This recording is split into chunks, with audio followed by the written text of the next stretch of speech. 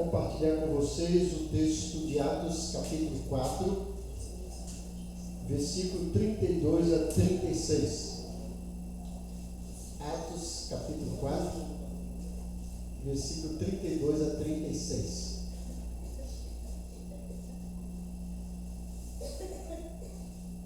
Enquanto isso, eu gostaria que vocês, primeiro agradecer, porque ontem a Ebenezer esteve lá ajudando a Natália, né? A equipe que foi lá ajudar, que Deus abençoe a equipe que foi socorrer a Natália nessa mudança.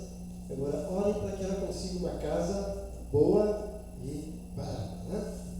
Para ela morar, não precisa. Então, orem por isso. Mas eu gostaria de trabalhar com vocês, então, Atos capítulo 4, versículo 32 ao 37. Atos 4, 32 ao 37.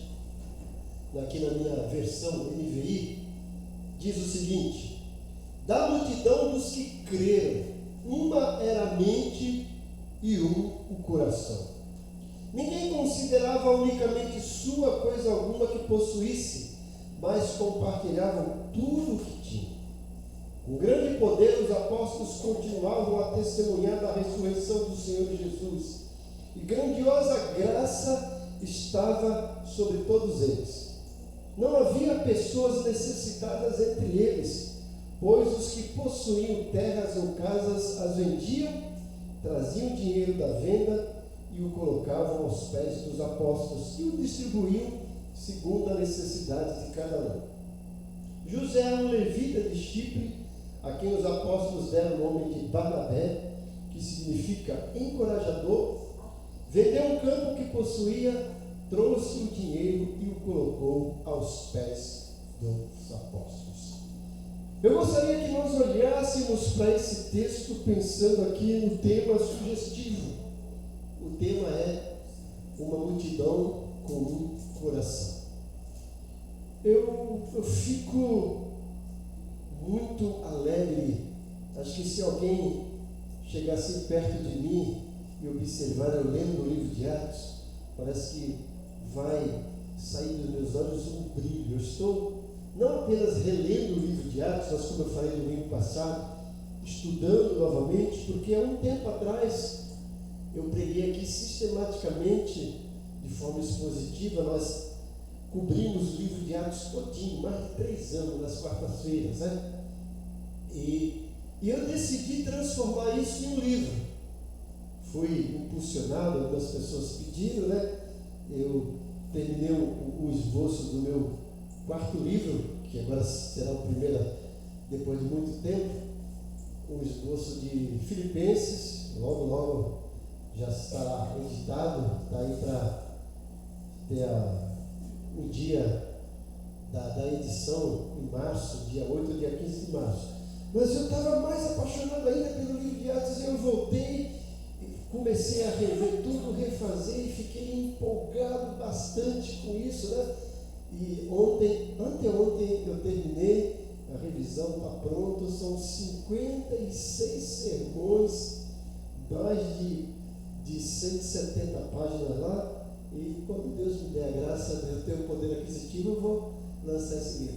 Mas o importante não é o livro, é a alegria e o prazer que me dá quando eu olho para o livro de Atos, e eu fico imaginando como se eu fosse entrar no túnel do tempo e voltar para a era primitiva da igreja e andar com aquele povo e ver como que era a igreja.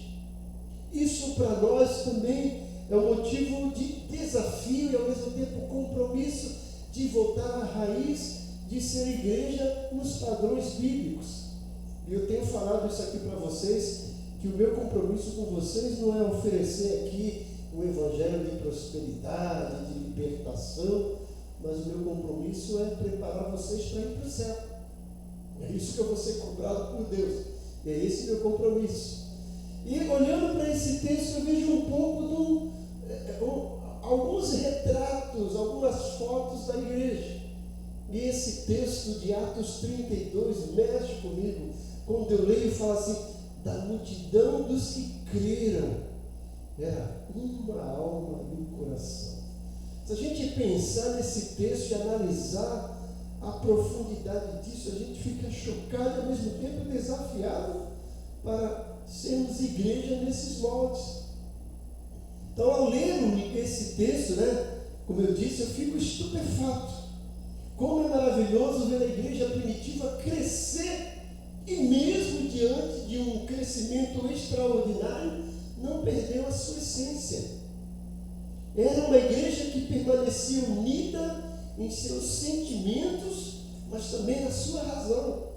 A igreja primitiva não deixava em hipótese alguma que os sentimentos suplantassem a razão, mas é uma igreja que no meio da razão expressava os seus sentimentos. Uma igreja alegre, uma igreja esplêndida, uma igreja que não era motivo de chacota para o povo, muito pelo contrário.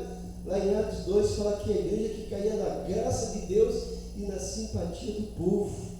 Então vemos aqui não apenas o estilo de vida dos primeiros cristãos, como também um estilo padrão que deve caracterizar as igrejas em todos os lugares e em todos os tempos.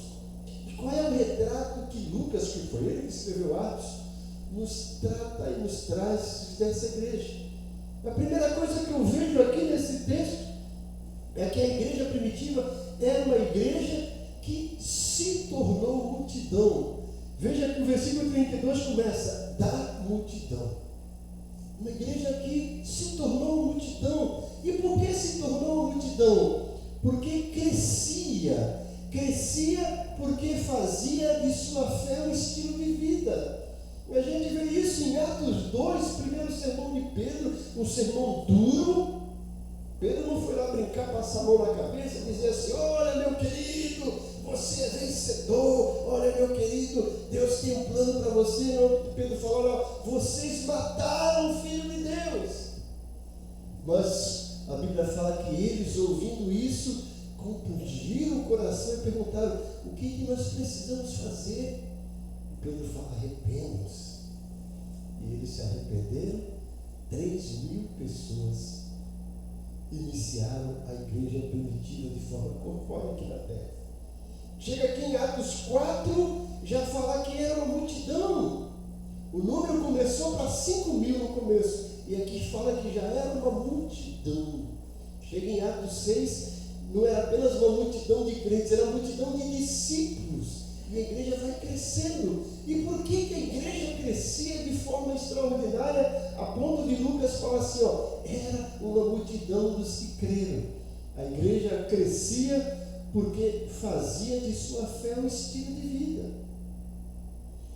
Era um povo diferenciado, que vocês vão ver em livro de Atos, lá no capítulo 11, que o evangelho chegou na cidade de Antioquia, e lá pela primeira vez os discípulos foram chamados de cristãos. Por quê? Tudo era Cristo. Eles andavam alegres, eles distribuíam os seus bens, eles se abraçavam, e era um novo estilo de vida. Aquilo impactou toda a região. E os povos: o que está acontecendo? Por que esse povo está alegre? É Cristo, é Cristo, é Cristo. A fé deles era um estilo de vida. Eles não eram crentes que viviam dupla personalidade. O que é um crente com dupla personalidade? Que lá na igreja ele, ó Deus, ó Senhor, todo santificado, mas no dia a dia ele esquece.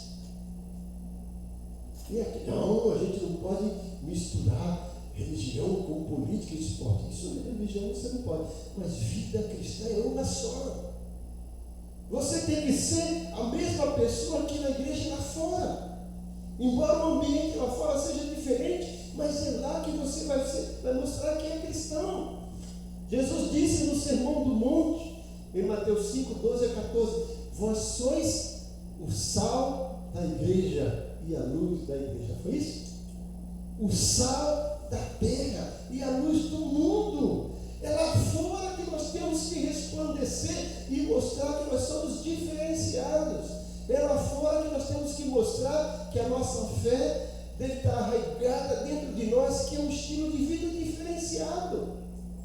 E a igreja crescia por causa disso, porque fazia de sua fé um estilo de vida. E em segundo lugar, crescia porque o evangelismo era também um estilo de vida. Eles pregavam igreja não precisava fazer campanhas evangelísticas. Eu não sou contra, não, a gente precisa fazer. A igreja não se reunia e falava assim: vamos nos juntar agora e vamos sair distribuindo folhetos, vamos de casa em casa. Não. Eles iam se reunir no templo e saíam falando de Jesus. O papo deles era Jesus. As pessoas viam eles juntos. Então aí, Jesus, quem é esse Jesus que mudou a vida dessas pessoas? O evangelismo era automático. Eles evangelizavam com a vida. Não sei se vocês percebem, mas todo domingo de manhã a gente apresenta essa caixa aqui em oração. Nessa caixa tem aqui um bocado de papéis. São nomes de pessoas que nós temos orado para se converter. E todo domingo de manhã eu apresento essa caixa e falo assim: Senhor, olha, eu oro para que essas pessoas sejam alcançadas pelo testemunho de vida dos teus servos que moram mais próximo deles. A melhor maneira de evangelizar é com a nossa vida, com o nosso estilo de vida. Se você colocar um sal no lugar, e se você não escrever sal, mas alguém for lá comer, ele vai perceber que é sal, porque é típico dele. Então nós temos que fazer isso, ser crente autêntico onde quer que sejamos. E o evangelismo tem que ser algo natural na nossa vida. Você tem que mostrar Jesus com a sua vida, no seu vocabulário. Você tem que fazer diferença no seu trabalho como uma pessoa que realmente está ali como um trabalhador de Jesus. Você tem que mostrar a diferença na sua escola como estudante, mostrando que Deus está na sua vida e que através de você outras pessoas serão abençoadas. Você tem que mostrar que é um cristão na sua vizinhança, no seu vocabulário, com o seu testemunho. Sem ser pegajoso, mas mostrar que Jesus transformou a sua vida. E a igreja primitiva chegou a se tornar uma multidão. Por quê? Porque crescia. Crescia porque fazia de sua fé o seu estilo de vida. Crescia porque o evangelismo era o estilo de vida deles. E por isso ia crescendo. Quando a gente lê Atos 2:42, que coisa bonita, né? O texto diz: louvando a Deus e tendo a simpatia de todo o povo. E o Senhor lhes acrescentava diariamente os que iam sendo salvos. E é por isso que nós oramos desde o primeiro dia até hoje, nesses 12 dias de oração, para que nós nos tornemos uma igreja alegre. Para que essa alegria incomode as pessoas para perguntar. Pedro fala na sua carta, né? Antes santificai a Cristo em vossos corações e estáis sempre preparados para responder com temor e temor a razão da fé que há em vós. Então, esse crente alegre, a pessoa, por que você está sempre alegre? Porque a alegria do Senhor é minha força. Porque eu sirvo a um Jesus alegre. Porque Jesus alegrou minha vida. Você quer conhecer Ele? Nós temos que fazer isso no dia a dia. E assim a nossa igreja vai se tornar uma multidão. A igreja primitiva se tornou uma multidão porque crescia através de um estilo de vida de fé, através de um cristianismo que era o estilo de vida de cada um deles. E mesmo a oposição, mesmo a perseguição não ofuscou esse compromisso da igreja e esse estilo de vida. Quando a gente lê Atos 8, que começa uma grande perseguição com Saulo, veja o que diz Atos 8, versículos iniciais. Saulo estava consentindo na morte de Estevão. Naquela ocasião desencadeou-se grande perseguição contra a igreja em Jerusalém. Todos, exceto os apóstolos, foram dispersos pela região da Judéia e de Samaria. Alguns homens piedosos sepultaram Estevão e fizeram por ele grande lamentação. Saulo, por sua vez, desgastava a igreja, indo de casa em casa, arrastava homens e mulheres e os lançavam na prisão. Agora, olha como o povo reagia, gente. Versículo 4. Os que haviam sido dispersos reclamaram, se intimidaram. Os que haviam sido dispersos pregavam a palavra aonde quer que fosse. Mesmo sendo perseguidos, eles iam falando de Jesus, porque isso fazia parte deles. Então a igreja, nessa ótica de Lucas, nesse texto, se caracterizava por ser uma igreja que se tornou uma multidão. Mas ao mesmo tempo, em segundo lugar, percebemos que era uma igreja que se tornou uma multidão, mas não se perdeu na multidão. Que coisa maravilhosa. Por quê? Porque às vezes a igreja cresce e perde a sua essência. Se torna uma multidão, mas perde a simplicidade, perde a sua origem, perde a sua essência. Mas a igreja aqui não perdeu a sua essência, não se perdeu na multidão. Era uma multidão que não se esquecia das pequenas coisas. Quando a gente lê em Atos 2, os que creram perseveravam na doutrina dos apóstolos, nas orações, no partir do pão e na comunhão. E aqui a igreja se tornou multidão e continuou perseverando na doutrina dos apóstolos, nas orações, no partir do pão e na comunhão. A igreja não se perdeu no meio dessa multidão. Manteve a sua essencialidade, manteve a sua simplicidade, manteve sua raiz. Era uma multidão que conseguia enxergar as necessidades de todos. Veja o versículo 34 aqui de Atos 4. Diz: não havia pessoas necessitadas entre eles, pois os que possuíam terras ou casas as vendiam, traziam o dinheiro da venda e os colocavam aos pés dos apóstolos. A igreja cresceu, mas no meio daquela multidão eles conseguiam enxergar pessoas que tinham necessidades e os acolhiam. Iam lá, sem ninguém precisar fazer apelo. A gente não vê aqui os apóstolos fazendo apelo. Eles mesmos se sentiam compungidos, se sentiam tocados para socorrer as pessoas necessitadas. A igreja se tornou uma multidão, mas não se perdeu na multidão. Manteve sua origem, manteve seus compromissos, manteve os seus pilares, manteve a sua essência. E oxalá a gente não deixe que isso aconteça conosco.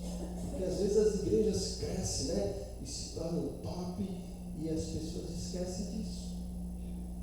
Perde a simplicidade. Nós temos que entender que o que é mais importante para a igreja não são essas paredes, não é o ar-condicionado, não é a nossa multimídia. Tudo isso é importante por causa de você que está aí, pelo povo. O que torna uma igreja são as pessoas do povo. E tudo que tiver na igreja é visando o povo de Deus. Porque Jesus não morreu por paredes, morreu por pessoas. E as pessoas precisam ser assistidas em todas as áreas. E a igreja não deixou de fazer isso. É uma igreja que se tornou uma multidão, mas é uma igreja que não se perdeu na multidão. Era uma multidão perseverando a comunhão, como diz o versículo 32, da multidão dos que creram. Era uma alma e um só coração. Olha, gente, imagine você ter o desenho de um coração com uma multidão lá dentro. Era mais ou menos esse retrato que Lucas queria trazer para nós do que era uma igreja. Uma igreja com um só coração, ou seja, eles tinham comunhão de sentimentos e emoções. Eles compartilhavam os seus sentimentos, as suas emoções. Tudo isso fazia parte da igreja, porque eles entendiam que era um corpo. Como a gente cantou um dia desse, somos um corpo, e assim bem ajustado, totalmente ligado, unidos, vivendo em amor, uma família, vivendo o compromisso do grande amor de Cristo. Eu preciso de ti, irmão, nós precisamos de Jesus, e cada um de nós precisa um do outro. E cada um de nós é precioso para o outro. E a igreja entendia isso. Era uma multidão com um só coração, era uma multidão com uma só alma. Eles tinham comunhão de vontade e propósitos. Eles tinham suas vontades próprias, mas em meio dessas vontades, eles tinham propósitos como igreja, um propósito definido, e todos eles se uniam em prol daquele propósito, daquele objetivo. A igreja não tinha isso. Aquela comunhão que começou em Atos 2, estava perdurando até aqui em Atos 6 e vai continuar no livro de Atos. Então era uma igreja que se tornou uma multidão, mas que não se perdeu na multidão. Era uma multidão que perseverava a comunhão. E era uma multidão comunitária e solidária. Eles viviam realmente como uma comunidade, mas uma comunidade diferenciada, porque hoje nós temos várias comunidades, né? A gente tem a comunidade do Rádio Clube, comunidade dos petroleiros, comunidade, mas essa comunidade é uma comunidade cristocêntrica. O diferencial, o que eles tinham em comum, porque serviam Cristo, o Filho de Deus vivo. E essa comunidade cristocêntrica era solidária, enxergava a necessidade de cada um, e não apenas enxergava, se colocava como solução, se colocava diante de Deus para ser objeto de resposta de oração para aquela pessoa que estava necessitada. Olha, gente, presta atenção nisso. Quando você socorre alguém, você está se tornando resposta de oração de Deus para aquela pessoa. Você está se tornando agente de Deus para abençoar aquela pessoa, aquele projeto. É isso que você tem que entender. Por isso que em Atos 20 e 35, Paulo fala assim: olha, assim como disse o Senhor Jesus, mais bem-aventurada coisa é dar do que receber. Por que isso, gente? Porque quem recebe, que está precisando. E quem dá, significa que tem para dar. Quando ele dá, ele vai se sentir abençoado. Olha, eu tenho, ainda tenho mais, que estou abençoando alguém. E a igreja primitiva entendia isso. Era uma comunidade solitária. Entendiam que seus pertences pertenciam a todos. Olha que coisa bonita. Esse versículo 32, ó. Da multidão dos que creram, era uma mente e um coração. Ninguém considerava unicamente sua coisa alguma que possuísse, mas compartilhavam tudo o que tinha. De quem é essa bolacha? De quem é esse café? De quem é esse? É nosso. Eles não diziam, é meu, é nosso. Isso aqui é para nós, faz parte. Então eles enxergavam as necessidades, entendiam que pertenciam a todos, repartiam seus bens entre os necessitados. Que coisa bonita, né? Repartir os bens com os necessitados. A gente às vezes não faz isso, né? A gente quer que os outros repartam conosco, né? Mas eles faziam isso. E além disso, gente, o que eu acho bonito, o versículo 35, olha o que diz o 35. E colocava aos pés dos apóstolos, que o distribuíam segundo a necessidade de cada um. Nessa questão de ser uma comunidade comunitária, uma multidão comunitária e solidária, eles confiavam na idoneidade dos seus líderes. Eles não estavam ali para aparecer, mas eles viam a necessidade de alguém, chegavam lá para os líderes: olha, eu trouxe isso aqui é para a igreja, é para ser distribuído. Eles confiavam que a sua liderança ia pegar aquilo e não ia usar para o seu benefício próprio, para o seu bel prazer. Entendiam que a liderança era confiável, que era idônea e que iam repartir. E era isso que eles faziam. A liderança repartia o que entendiam que era para o povo de Deus.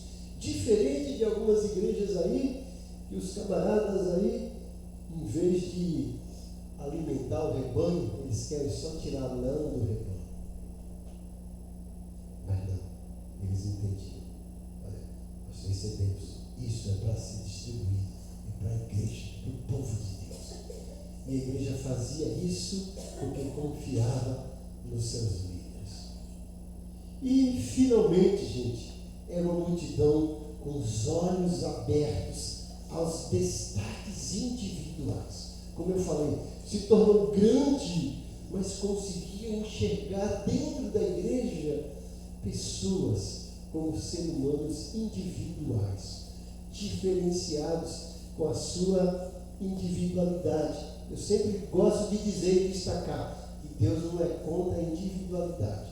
Ele nos fez pessoas individuais. Deus é contra, sim, o individualismo, não a individualidade.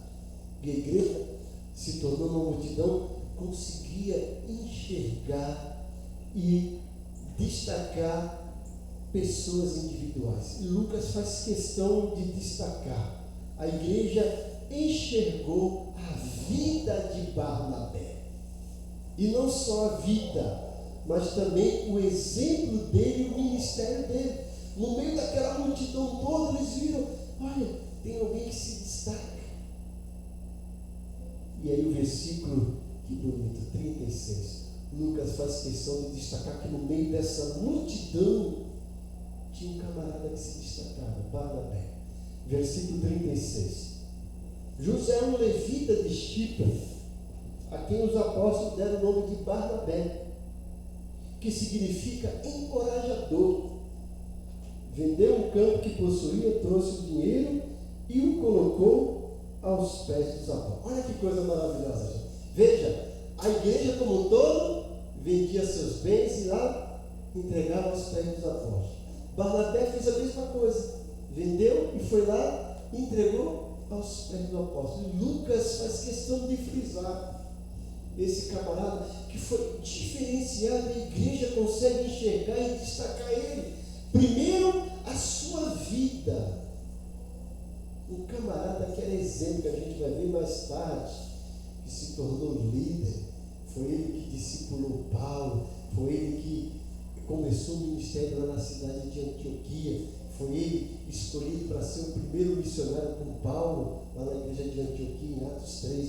Mas a igreja enxergou a vida dele, esse exemplo dele, né? Não só a vida, mas o exemplo dele. E o exemplo dele era a própria vida dele. O nome dele era José. Mas os apóstolos da igreja deram um apelido para ele. E eu sempre pergunto, gente, se alguém for te dar um apelido, qual apelido que você vai ganhar? Responda para você mesmo. José recebeu o apelido de Barnabé, que significa filho da consolação, ou o encorajador, o consolador. Era uma pessoa que, olhando para esse texto, tinha o dom de aconselhar, de encorajar as outras pessoas. É aquela pessoa que a igreja podia contar com ele, que uma pessoa chegava lá, eu estou tão triste, e Barnabé chegava lá, encorajava, consolava, e aquela pessoa saía feliz só de estar do lado de Barnabé, já se sentia mais leve, encorajado e consolado. E Lucas faz questão de falar isso. Os discípulos, olhando isso, os apóstolos, deram o apelido para ele, para Barnabé. E a partir de então, ninguém mais chamava ele de José, era Barnabé. Se alguém perguntasse, tem algum José aqui? Não. E Barnabé? Esse tem, eu conheço. Esse era o apelido dele, o exemplo dele. E enxergaram nele o ministério, gente. Como eu disse, esse ministério de aconselhar, de consolar, de encorajar. Um discipulador nato. Então a igreja, no meio dessa multidão toda, não fecha os olhos para os destaques individuais. E é isso que a gente espera na igreja, que cresça, mas não feche os olhos para cada membro, porque cada um tem sua necessidade individual. E o que a gente conclui disso? Concluímos que o crescimento de uma igreja é reflexo de sua vida comunitária. A igreja, à medida que cresce, não pode, em hipótese alguma, se perder nos processos e se afastar dos propósitos. Os propósitos de Deus. Tem os processos, mas a gente tem sempre os propósitos, não pode se perder. À luz de Atos, e principalmente de todas as Escrituras, a conversão ao cristianismo genuíno muda a maneira que a pessoa lida com o dinheiro e com seus bens. O dinheiro deixa de ser uma obsessão e meio de adquirir prazeres egoístas e se transforma em um instrumento de bênção a ser administrado para a glória de Deus, investindo nas necessidades e no reino de Deus. O verdadeiro crente sabe que ele deve ser senhor do seu dinheiro e não deixar que o dinheiro se torne senhor dele. Ele tem que saber administrar para a glória de Deus. A vida da igreja consiste em um organismo organizado que visa cada um dos seus integrantes e por meio deles busca glorificar a Deus em todas as suas atividades. Por essa razão, a igreja mantinha-se unida e compartilhava seus bens, realizando ação social. Lembre que a ação social não é a prioridade da igreja. Quando a gente lê o livro de Atos dos Apóstolos, a prioridade era pregar o Evangelho, perseverar na doutrina dos apóstolos, mas a ação social fazia parte, porque eles viviam isso, o cristianismo, como estilo de vida. E a partir do momento que as coisas iam acontecendo, as necessidades iam aparecendo, a igreja ia suprindo. Como eu disse, eles não precisavam fazer campanha para adquirir isso, para adquirir aquilo. Não. Também não tenho nada contra, tá?